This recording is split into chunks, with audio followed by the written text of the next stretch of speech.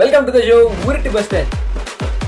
நம்ம எல்லாத்துக்கும் ஒரு பழக்கம் இருக்கு. யாராச்சும் உணர்ச்சிகரமா பேசினாலும் விவசாயம் தண்ணி இந்த மாதிரி பேசிட்டு அடுத்தவங்க என்ன சொன்னாலும் நம்புற பழக்கம் நமக்கு இருக்கு. இங்க ஒரு அண்ணன் என்ன பண்ணிருக்காருன்னா நல்லா தூய தமிழ்ல விவசாயத்தை பத்தி சொல்ற மாதிரி வந்துட்டு ஒரு தப்பான விஷயத்தை வந்து கன்வே பண்ணிட்டு போயிருக்காரு. என்ன நீங்களே ஃபர்ஸ்ட் பாருங்க. இந்த கம்பம் இருக்கு இல்லையா, இந்த கம்பத்தினுடைய இந்த வெளிச்சம் படாத பகுதியில விளைஞ்சிருக்கு. இந்த வெளிச்சம் இரவுல பட்ட பகுதியில சுத்தமா கதிரே வரல.